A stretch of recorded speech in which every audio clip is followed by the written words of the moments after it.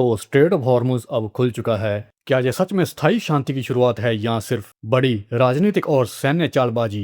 Iran के विदेश मंत्री अब्बास अरागची ने एक्स पर लिखा, स्ट्रेट ऑफ हॉर्मुज संपूर्ण रूप से खुल गया है और सभी वाणिज्यिक जहाजों को इसके माध्यम से गुजरने की अनुमति दी जा रही है, लेकिन केवल विशेष नियोजित मार्गों पर और विशिष्ट शर्तों के साथ। इसके बाद अमेरिका के राष्ट्रपति डोनाल्ड ट्रंप ने भी कहा कि हॉर्मुज स्ट्रेट पूरी तरह से खुल गया है और व्यापार के लिए तैयार है, लेकिन साथ ही यह भी स्पष्ट किया कि अमेरिकी नौसेना नाकेबंदी अभी भी जारी रहेगी जब तक कि पूर्ण शांति समझौता नहीं होता।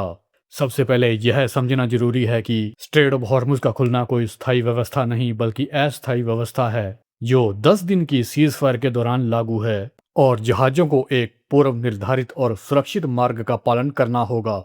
सूत्रों के मुताबिक जहाजों को आईआरजीसी की अनुमति लेनी पड़ेगी क्योंकि उन्हें अभी भी पानी में माइन सफाई और सुरक्षा की स्थिति पर संदेह है। ईरान ने साफ कहा है कि अगर अमेरिका का नाकेबंदी अभियान जारी रहता है तो वे दोबारा स्ट्रेट को बंद कर सकते हैं। हाल ही में ट्रंप ने अपने ट्रुथ सोशल पोस्ट में नाटो को लेकर बहुत कठोर शब्दों का इस्तेमाल किया।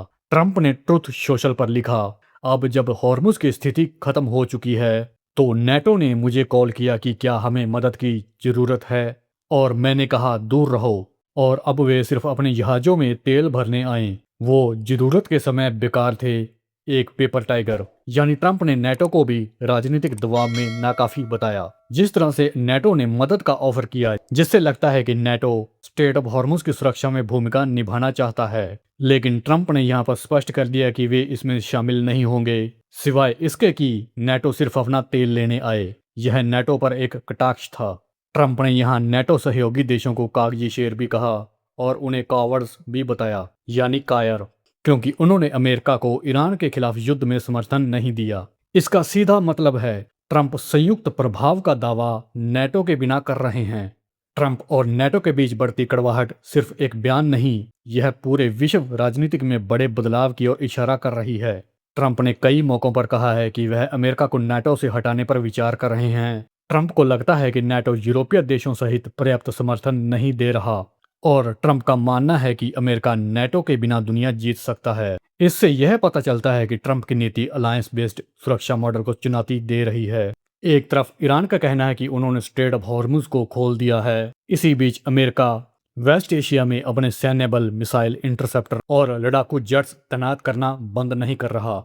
इससे संकेत मिलता है कि अमेरिका अभी भी प्रभाव और नियंत्रण बरकरार रखना चाहता है। दूसरी ओर नाटो 40 देशों के साथ मिलकर इस विचार पर सहमति बनाने में लगे हुए हैं कि किस तरह से स्ट्रेट ऑफ हॉर्मुज के रास्ते को पूर्ण रूप से खुला रखा जा सके, क्योंकि इससे पूरी दुनिया की एनर्जी सिक्योरिटी खतरे में आ चुकी है और भविष्य में दुनिया को ऐसी समस्याओं का सामना न करना पड़े।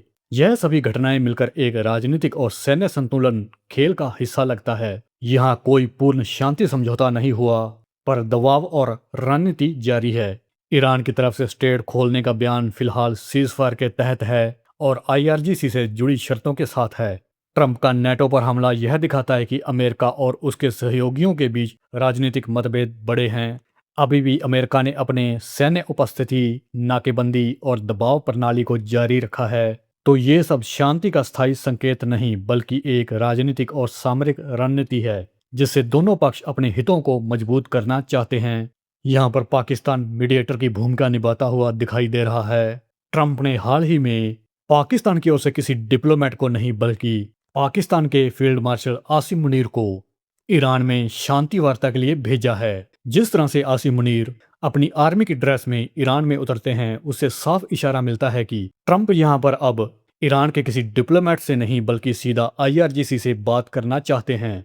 और ट्रंप ने अपने हाल ही के एक पोस्ट में स्ट्रेट ऑफ हॉर्मुज के रास्ते को स्ट्रेट ऑफ ईरान का रास्ता बताया है। क्या यह ट्रंप की कोई गलती थी या साफ इशारा था कि ट्रंप ईरान की इस कंडीशन को मान चुके हैं कि स्ट्रेट ऑफ हॉर्मुज का रास्ता अब ईरान के अंडर रहेगा?